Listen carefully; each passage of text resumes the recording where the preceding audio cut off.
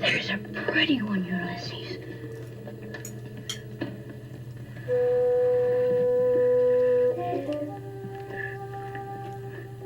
There it is. Hello, BookTube. I'm Sean Breeze Books. Welcome back to my channel and another Friday Reads. I've had a great reading week, so I got lots to tell you that way, but personally, can't think of a darn thing. Editing Sean here. Oh my goodness, I forgot that today was the day that I promised to do the random draw for my extra copy of Bad Indians Book Club by Patty Krawick. She was my mystery guest 2 weeks ago. I'll put a link to that in the show notes. And because I had this extra copy, I announced a random draw to all 4 people that were watching that particular 2 minutes of my Friday Reads to enter their name in the comment section below. And the winner is a wonderful booktuber, Jenny Johnston. I think she lives in BC. I know she's Canadian, and she is the winner. So Jenny, I'll put my email address in my reply to your comment from 2 weeks ago. And you can email me your address, and I'll get this book in the mail to you in early December. And when Patty Krawick watched that Friday Reads 2 weeks ago and found out what I was doing, she offered to and has since sent me a signed book plate. One for my copy of the book and one for the giveaway copy. So you'll be getting a signed copy of Bad Indians Book Club. Congratulations. With that said, I have an incredible mystery guest who has been recommended by a handful of my previous mystery guests, and it was high time that I got that writer themselves here. So let's go meet them. This week's mystery guest is the award-winning Iranian-Canadian multi-genre writer, Holly Gattery, who lives in rural Ontario on Anishinaabe land. And every mystery guest I've had, and I'm exaggerating only slightly, has recommended one of her books, so it's high time I got her own wonderful self on. Holly, welcome. Thank you so much. It's so lovely to be here, Sean. The book of yours that I have is your latest, I believe, and it's a collection of flash fiction called Widow Fantasies. And you have a bunch of other books and a really interesting sounding novel coming out in a few months. But let's start with Widow Fantasies. Tell us about the collection, Holly.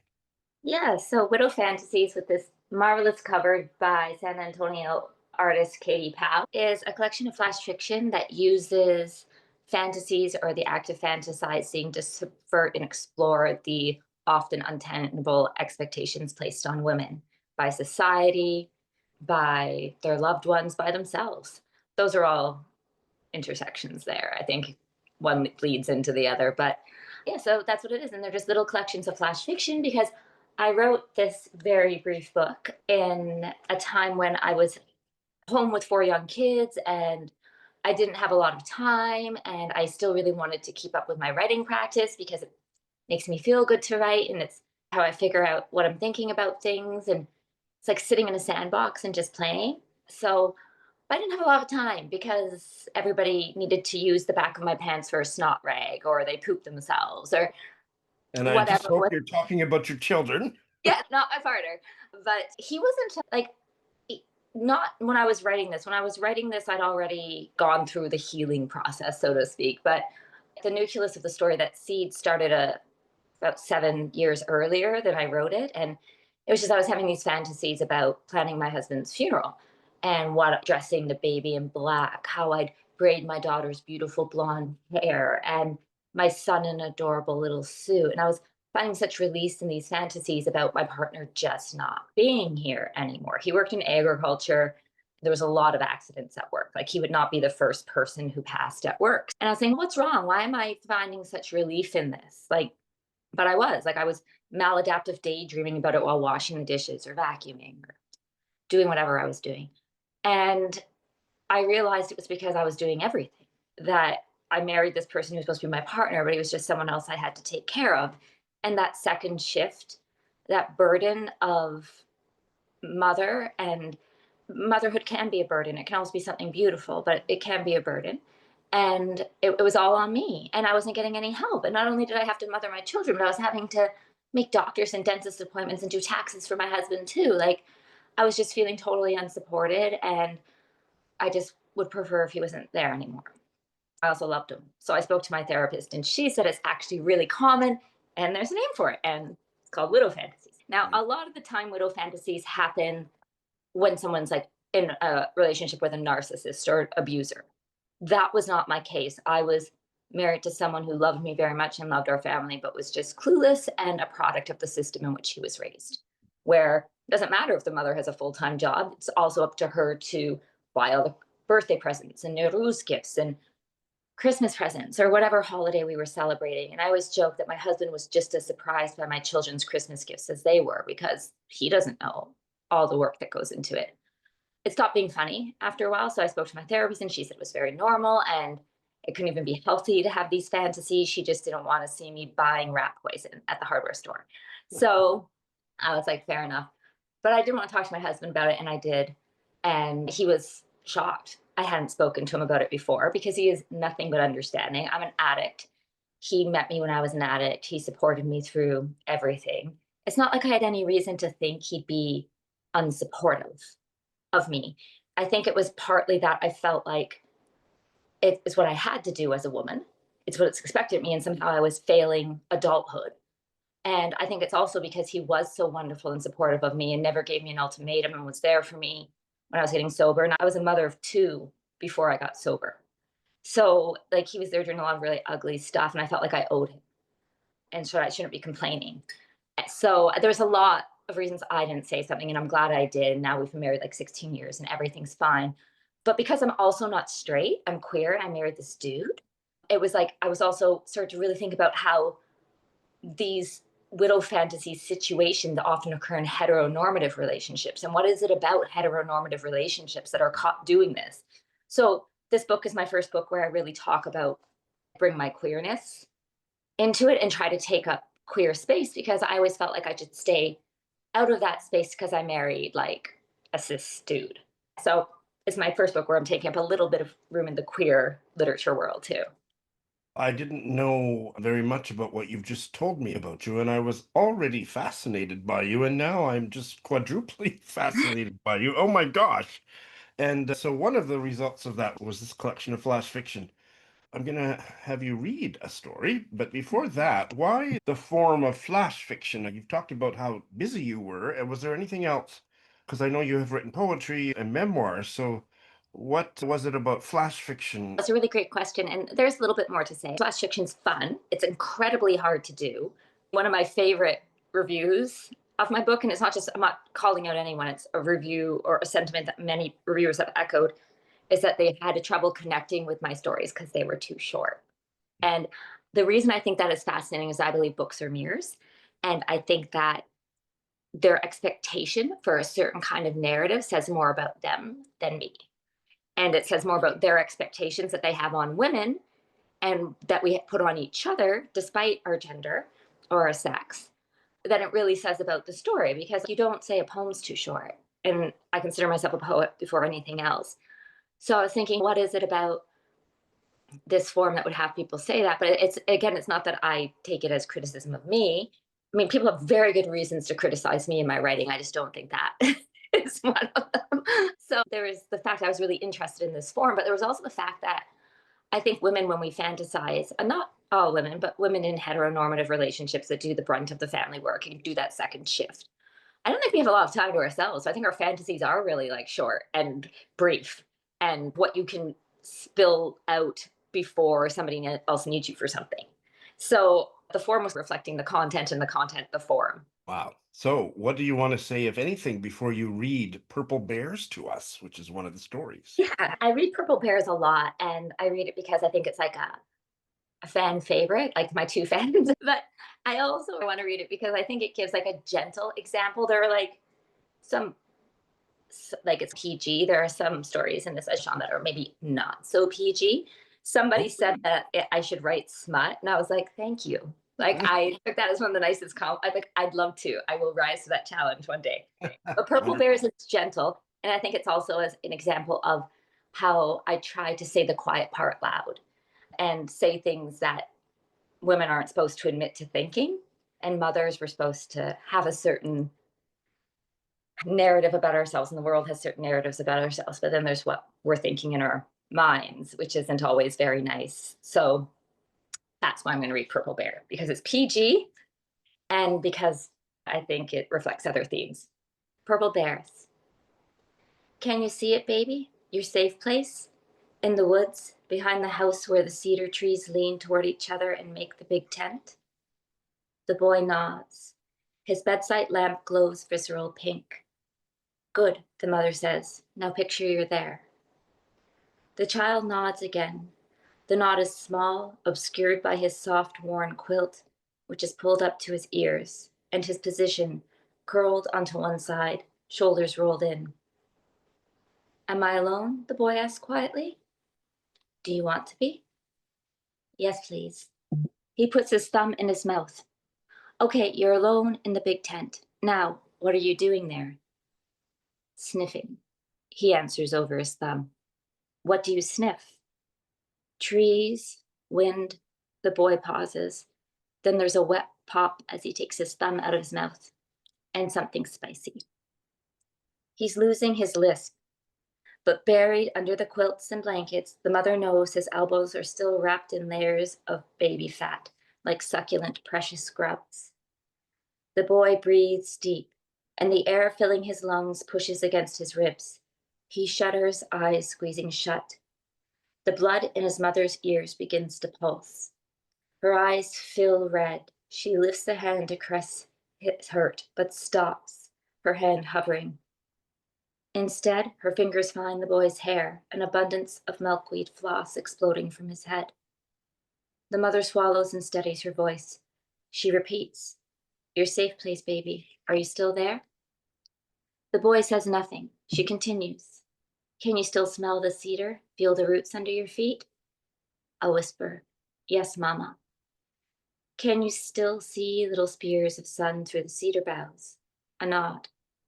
Here, no one can find you unless you want them to. No one can touch you, because you are amazing, baby. You're magical, and you can be anything. So what do you want to be? A bear, the boy says shyly. The mother can see a ripple, the beginning of a smile in the corner of the boy's mouth. A bear, how wonderful. Are you a black bear, a grizzly bear, a sun bear? I'm a purple bear. A purple bear, magnificent.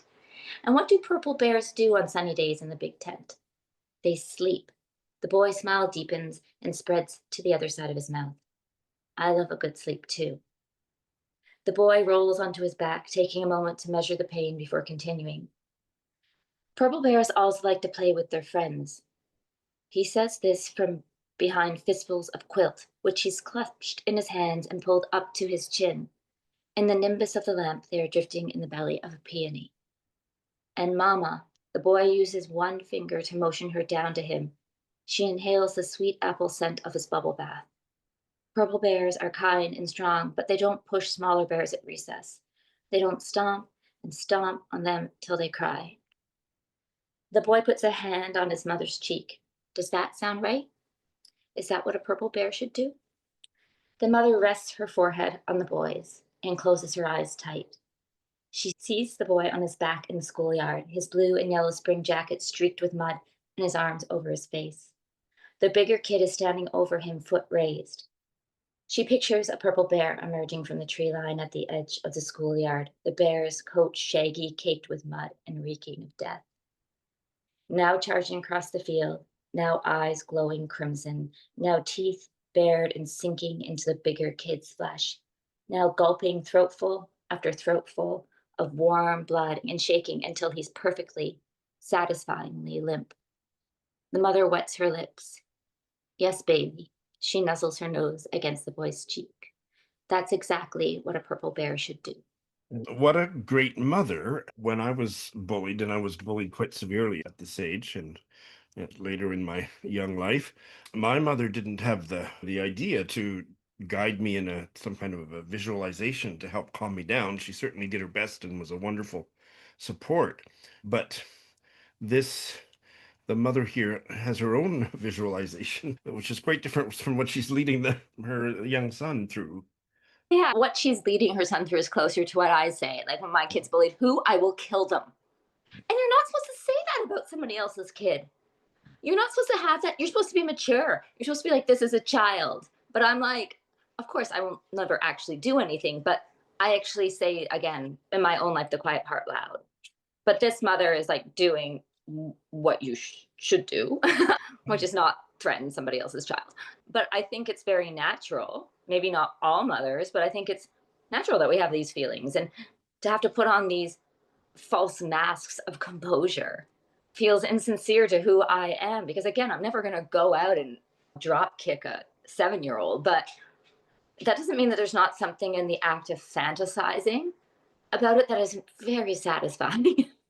That's all. Absolutely. Absolutely. And I read this story as that this is a prototypical queer young boy, and I think there's space there for that reading. I'm not going to ask you to confirm or deny that, but that's how I read it. The pinks and the purples and being bullied, sadly. And so the mother here seems like just this wonderful P-flag mom with her own Yeah. the stuff that she's left to deal with as a mother. I just loved it. Well, I say that I definitely intended there to be room for that reading.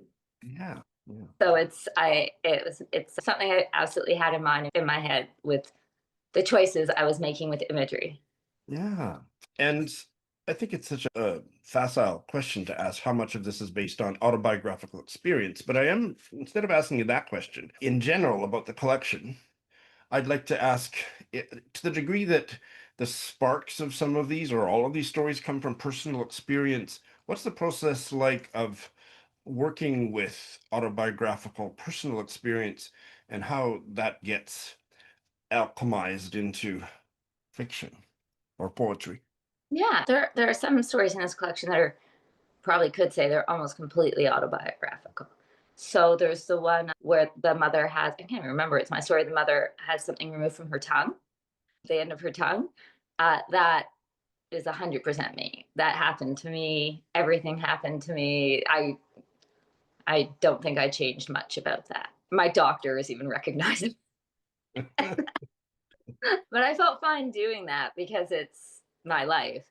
There are other times where I was gifted a piece of information and I wanted to take the gift and then make it unrecognizable. So the story with the older couple where the husband's being violent to the wife, and then you find out it's an early neurological deterioration and the hardening of arteries in the vein or the plaque in the veins. And that detail was a gift from somebody who knew I was writing this book and said they will never write about it, but they'd love it if I did.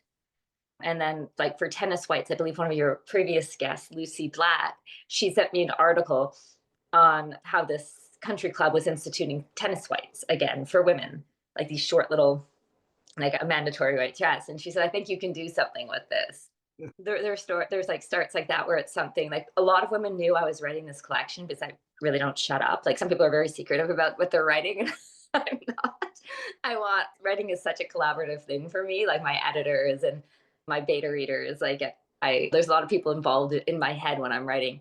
And so that was Lucy, and then there's one that's based in my life where I was on a work event when I still worked in corporate PR, and a younger guy who's in his 20s made a joke about how much I'm using the bathroom, and it stung.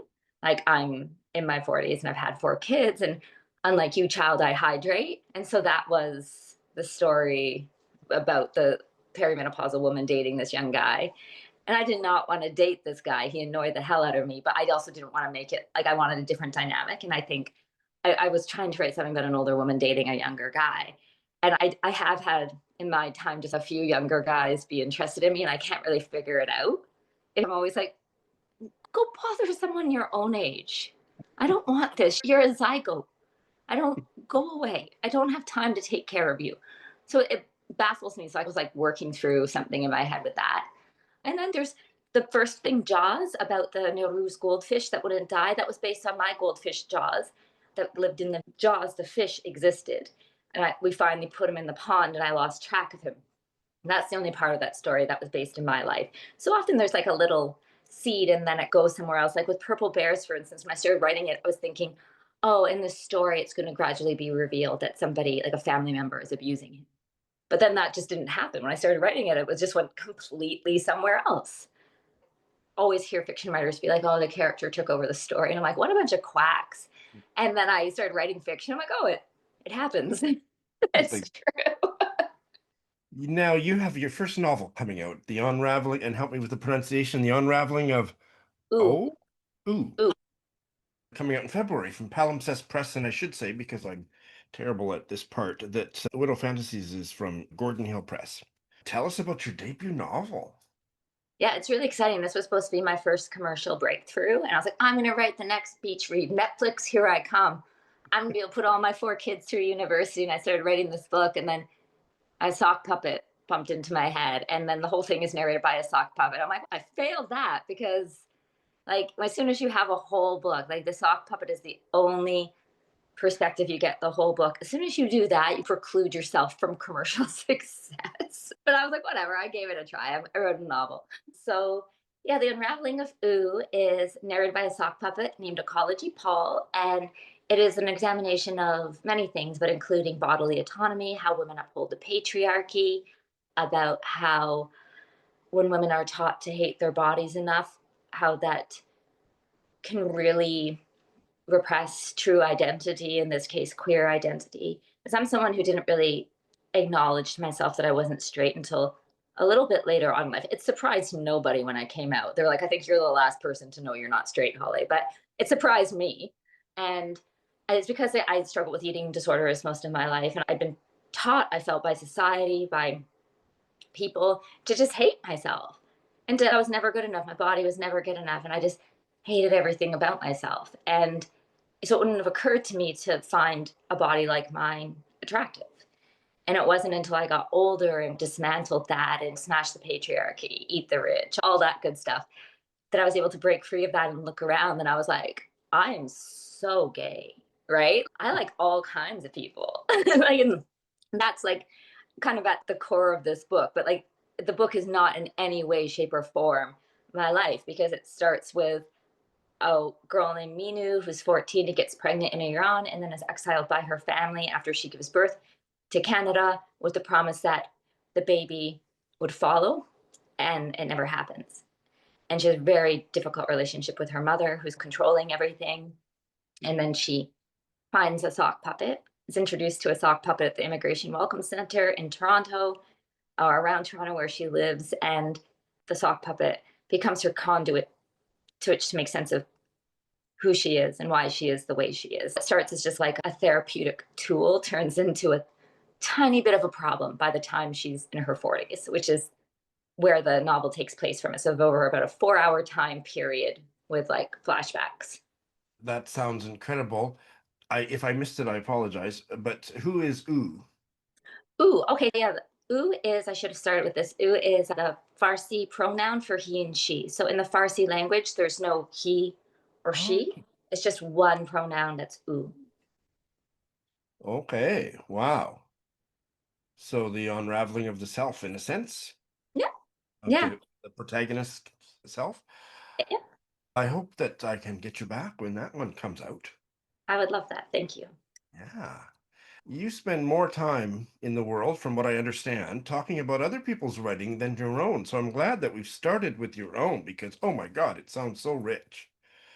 But you have, I think you're the founder of something called River Street Writing. Tell us what that is. Yeah, so it is a collective, a scrappy collective of can-lit loving creatives whose main mission is to celebrate Canadian books published by Canadian publishers. So we work mostly with small presses like Gordon Hill, which published my book before I ever started representing them. But Gordon Hill is a press in Ontario that focuses on writers with invisible illnesses.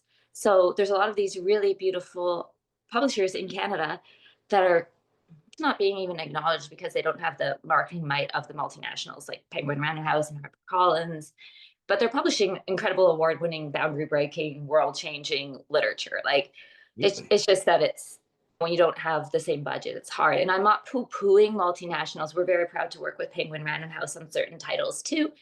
It's simply that they have a lot of help already. We wanted to make our main focus small presses. So we work with reviewers, booktubers like yourself. We work with book talkers, We work with media like CBC or television shows and podcasters and anyone who wants to interview our authors and uplift these books and create a little bit more awareness about what Canadian publishing is. Because again, multinationals are great. They are not Canadian publishing. They may publish Canadian authors, but they do nothing to support the Canadian economy. Those are the small presses, and small presses, these books only take up 5% of our entire market, which is abysmal. They only get 5% of the market share, even though small presses publish 80% of Canadian authors. So 80% of any author who's been traditionally published is published by a small press, not a multinational. Again, I'm not crapping on multinationals. I encourage at every part of my life and everybody else's life, conscious consumerism, whether that's about making more eco-friendly choices or like more financially viable choices for our country. And I'm not like flag waving blind nationalism here. And that's not what I'm doing.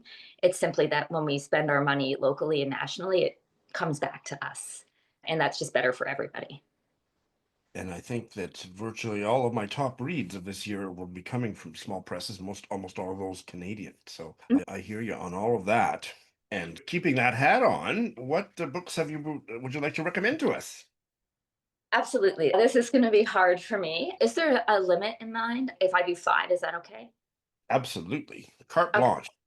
Thank you. Of course, I'm going to recommend Lucy Black. I love all of Lucy's books, but her most recent book, A Quilting of Scars, is just haunting and beautiful and is a fascinating exploration of 18th century or 1800s rural life and repressed queer identity. Larkin Beatty is maybe one of my favorite characters of all time. That boy broke my heart. And so like I'm almost crying thinking about that book. I promise everyone you probably won't cry, but I certainly did. It's really beautiful. And Lucy is, I'd say, one of the top writers of historical fiction ever, I think. And she's published by a small press out of Vancouver called Now or Never. So I think everyone should read that. And she's Yes, just last week I posted it. By the time this goes live, have been farther in the past. But yeah, I can't wait to read it myself. Oh, it's so beautiful. And then the other book that I'd really love to recommend is, oh my gosh, Robert G. Penner's. He's a Winnipeg author, The Dark King Swallows the World. Yeah, really great title. So it's set in Cornwall during the First World War. It's told from the perspective of a 12-year-old girl named Nora and her stepbrother, or partial brother, as she calls him, because she's really reluctant to having this kid, passes away, and her mother starts cavorting with a necromancer next door. And it's like Labyrinth meets The Secret of Nim meets The Never-Ending Story. It's a fantasy. So if you love fantasy, it's published by the wonderful Radiant Press, which is in Saskatchewan. It's a beautiful book, and I recommend it to everyone, especially if they love fantasy, but everyone. The next one would be Armand Garnet Ruffo's The Dialogues, which is the song of Francis Pegahmagabow. It's a kind of a hybrid work. It won the Betsy Warland Award for hybrid, and it's about the famous sniper, Indigenous sniper, Francis Pegahmagabow. It was actually made into an opera called Sounding Thunder, and it's historical. So there's like all these cool pictures and text from this person's actual life, but it's like poetry slash like script for an opera slash. Anyways, I'm going to be doing a feature on it on Remembrance Day, and every Remembrance Day I bring it up. It's beautiful. It's touching. It tells a part of history that's not really talked about a lot. I absolutely recommend that. I think I might be hurting Francis's name, Pegahmagabow, or maybe Pegahmagabow. Apologies to everyone, because Armand coached me on how to say that for a good 5 minutes. And I think I'm still messing with it. The other one is a book coming out by Whitney French, who is a Black futurist writer in Vancouver. The book is published with Walls I Can Win, another great independent press. It's called Syncopation, and it is sci-fi novel in verse. So you're getting poetry, but it's a novel, and it's really playing with genre and bending. And it's beautiful. It's just, I've never read anything like it. The Toronto Star did a fairly favorable review on it recently, and I was really happy that they did, because I think it deserves a bunch of love. So there's that. And I have to do another poetry. Right. I feel like poets sometimes get the short end of the stick. I would love to do Natalie Lim's Elegy for Opportunity. So that's the Opportunity Rover. This is another Vancouver author. So for anyone who always says I only focus on Ontario writers, I am proving that wrong. I don't think anyone but me has ever accused myself of that, but still. It's a collection of very accessible, beautiful poems that are deeply rooted in like that feeling of earnestness. There's one about where she's looking at a wiener dog and thinking about the beautiful things in life, and not how there's like a lot of young people who I feel are afraid to be cringy and to talk about things that bring them joy. Natalie's not. Like she leans into it. It's very heartfelt. It's for anyone who doesn't read poetry and says, I don't read it because I don't get it. You will understand everything in Natalie's collection. It is like picking it up and sitting down with a good friend over some tea and just talking to them. It's really beautiful. Wow. I'm dizzy with that wonderful stream of recommendations. That's fantastic. That was really hard for me to do because now I'm like, and there's this, and there's this, and there's this, but I'll stop. Here's what I'd like to suggest. If I could have you back I want to talk to you about your novel, but maybe a separate chat where you have 45 minutes just to recommend books. I could do that. No problem. No problem at all. It's what I do for a living. I'm like a non-Canadian book just to prove I love Peter S. Beagle, who wrote The Last Unicorn. If anybody remembers that, that's a beautiful book, and it was made into that movie that really scared a bunch of kids in the late 70s, early 80s. It was a really trippy movie with Jeff Bridges and Mia Farrow, but it's a beautiful book too. And if you like fantasy, then that's a good one. And it's not Canadian, so there you go. So my last question for today, Holly, is so you're a writer and you're writing in all kinds of genres, and you're doing all this promotional work and reading all this stuff, and you have a podcast that's part of the New Book Network, and you're writing reviews and doing all this stuff, which is just amazing. So do you read differently when you're writing compared to when you're not writing, or does that question even make sense in your world? I think it makes sense in a lot of people's world. It doesn't in mine. Like Okay. it doesn't matter. I think the most important thing for me is getting like a steady diet of poetry, and I'm happy. I can, like, right now I'm reading Mary Shelley's travel diaries, her and Percy's. They're 6-week tours, so over Europe. So they went with her cousin, and like she was 16, he was 20, and he was married. None of that really freaking piping hot tea is addressed in this at all. But I was like, damn it, I was here for the tea. That's not addressed, but it is a really interesting travel diary of them traveling through Europe and what travel was like then. And right now I'm writing a collection of travel essays that should be out in 2027. I'm like really interested. I'm trying to focus a little bit more on travel writing. Pamela Mulloy's Off the Tracks, which was published with ECW Press. That's a really good example of travel writing. So I read everything all the time. I read the back of cereal boxes. I read academic stuff. And I'm always amazed when I meet other writers and I'm like, oh, what are you reading right now? I'm not really reading right now. I'm like, how are you? It's like saying I'm not breathing right now. What are you doing? Or if you can't read the book for whatever reason, which is completely fair. People have migraines, there are disability barriers between reading. Like listening to audiobooks, that's just as important. But I don't understand how people don't do either. I don't read anything when I write. I don't want it to influence me. I'm like, I'm pretty porous, but I'm not that porous.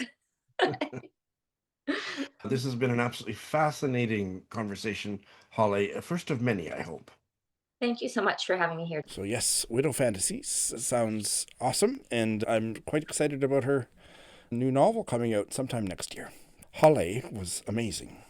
All right, I put up one video. I finally edited the fuller version of a mystery guest chat with the American writer Shanti Sekaran.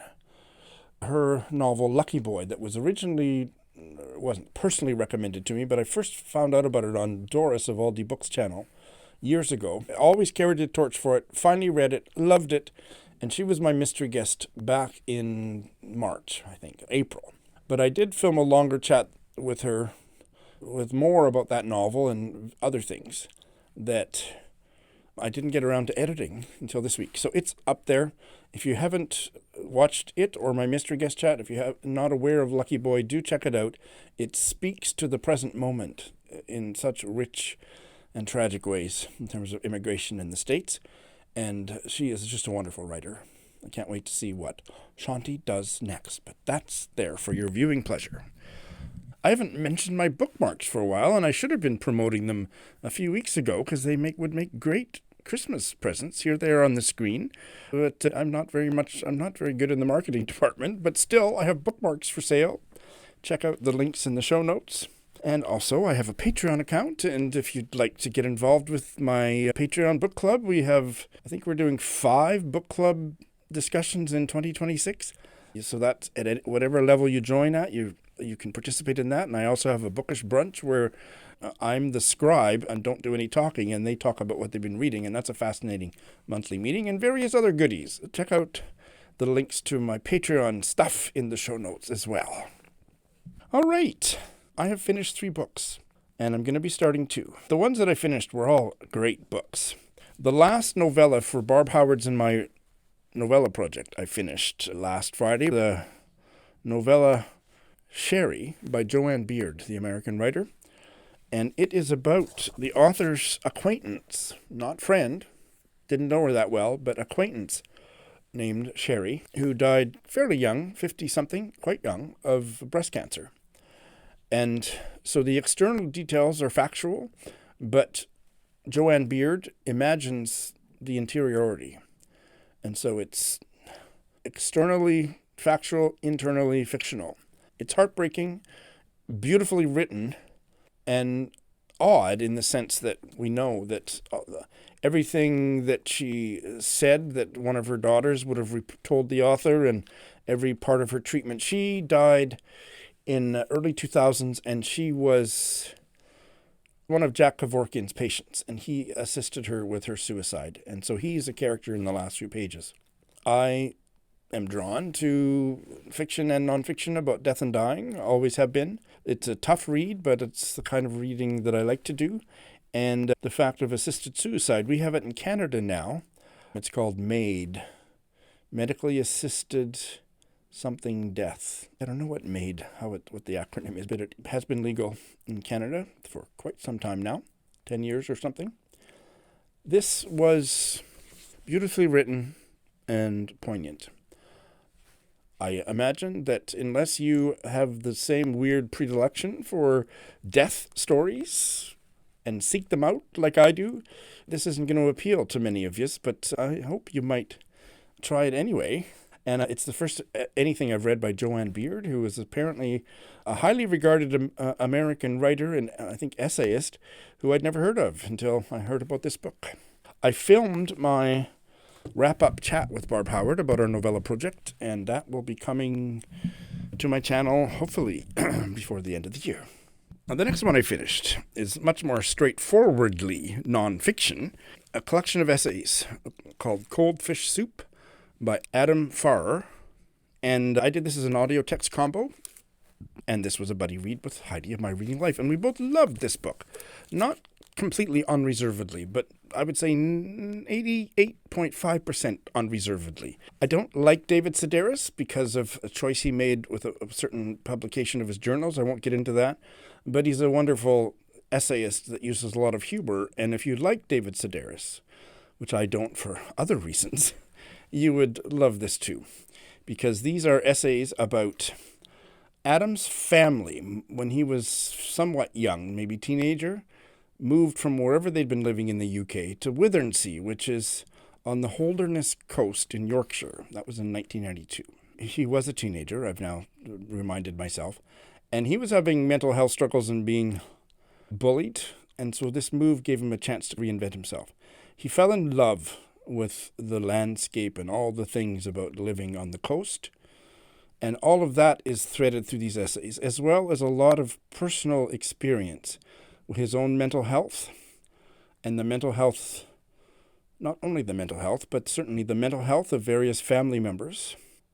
And it's warm and poignant, and some of it's very disturbing and really funny. Withersea is a dying resort town, and so there's a lot about small town life and the way that a dying community can affect the mental health of its residents, and what it's like to live on the coast, and the sea is there, and the cliffs are there, which, if you're having mental health problems, can be a dark, dangerous part of the landscape for somebody who is not sure they want to stick it out. All of that is here, and it's told with such a light touch. And I will say that by the end, Heidi and I thought that marriage of humor and darkness, it didn't always gel in every essay. Some of the mental health struggles don't end happily, and those chapters, instead of the humor and the dark experience and the sadness and the psychological challenges being threaded together, they bumped up against each other just in a couple essays. For the most part, I thought it was a tremendous success, and you need to read it or do it on audio. The author narrates the audiobook yourself to find out what cold fish soup is. But with that slight reservation that you may find, as Heidi and I did, or you may not, that it didn't always work. For most of the essays, it worked beautifully. So we just recently learned that he has a new essay collection out.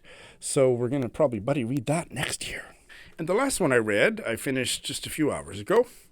And this is a novel that I've been doing on audio pretty much. I'd say 80% of it I did it without the book even open in my lap because the audiobook was so good. Above Us the Sea by Ania, who is a Polish-Welsh writer. I don't know how long she's lived in Wales, but she is Polish, and this is written in English.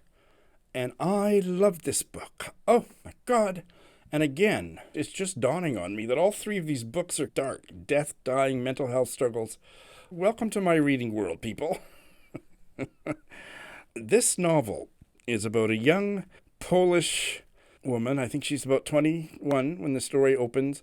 And she gets picked up by a gay guy in the gay bar in Cardiff. And not picked up in a sexual way, but his boyfriend didn't come out with him that night. And his boyfriend is also Polish. He's very Welsh, and his boyfriend is very Polish. And the narrator, Tony, is very Polish, and the three of them just become thick as thieves. This novel made me think about how beautiful my 20s were.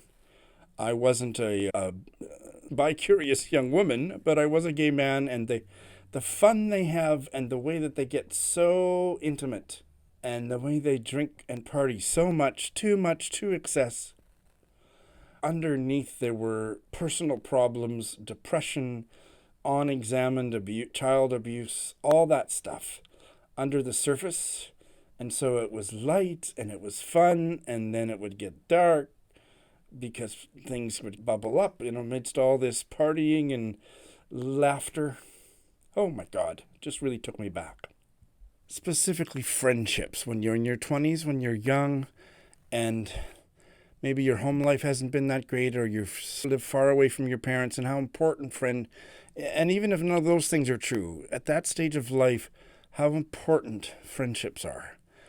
And for all the messiness of many of the characters' lives, but I would say especially Tony, the young woman, the way that she opens and the intensity with which she connects with friends, especially this gay couple, it was just so beautifully described, and it's such an important part of that stage of life, and it should be an important part of later stages of life, but it becomes more of a struggle to get close to people once you're past your 20s or maybe past your 30s. This was just a joyous reminder to embrace the messiness and just open your heart. And it's not sentimental. That last phrase was sentimental, opening your heart. But it is gorgeously, literarily treated here. I just loved that part of the book so much. There are dark moments. There are dark parts of the story. And while I felt that in the Cold Fish Soup essays, it didn't always gel, I didn't have that problem with this novel by Ania. I thought it was masterfully done. If you're the kind of reader that doesn't like reading about messy relationships and messy people, and you have no time for that, this would be very frustrating for you. Because there's a tragedy that happens, and then Tony ends up in London with a boyfriend. And then, oh my God, it gets just effed up like you wouldn't believe. We stay with that story for about almost half the book, the second half of the book, but then more stuff happens and the setting changes completely. I found it very emotionally satisfying, and the writing is gorgeous. I just love the way Ania writes. I will read anything that she writes. This is her debut, which is shocking. Really interesting things about language and communicating and thinking in a second language. And I felt Cardiff and all the other places in the UK, London, were evoked in a way that I felt I was there. The character work was just so layered. I thought it was stunning. I really enjoyed it. I'm going to be starting two. One of them is when I made this brash pronouncement last week that I wasn't going to start any new books, I forgot that, of course, now that I'm finished the buddy read of Cold Fish Soup with Heidi, we're going to fit one more in before the end of the year. I did say last week that once I finish my audiobook, I'll start a new one. So those are the two I'm starting. With Heidi, we will be beginning this Canadian novel called Hides by Rod Moody-Corbett. I don't remember how I found out about this, but I did. It's published in Newfoundland in 2024, set in both Newfoundland and Calgary. 4 friends are on a hunting trip in northwestern Newfoundland, and they go on this trip to commemorate the death of one of their sons who was killed in a mass shooting in Calgary the year before. So that's the premise. It's set very close to the present because wildfires are raging across the country and there's a federal election. So it's got all that stuff going on, and I can't wait to dive in. Rod Moody-Corbett is from Newfoundland, and this is his first book. And I don't think this will be the last audiobook that I do in 2025. It may be, but I'm excited to start. This is a new release that I've not heard anybody on BookTube. I don't watch enough BookTube to know, but this hasn't gotten much attention. But this is a novel, a debut novel by a queer Ukrainian-American writer who's very handsome, named Sam Wachman, if I'm pronouncing that right. And it's a queer Ukrainian story set since the evil Putin invasion. It's called The Sunflower Boys. It's a lovely cover. And I'm going to do it as an audio text combo unless, once again, the audiobook is so good that I don't need to refer to the text. It's about a precocious kind of preteen love between 2 boys in Ukraine. And then the story continues through to the Russian invasion. And it sounds also dark, so right up my alley. I look forward to getting into that. And that is my Friday Reads for this week. But if you want to recommend something heavy to me, once I've read all these books that you see, I'd be glad to try it. Thanks for watching.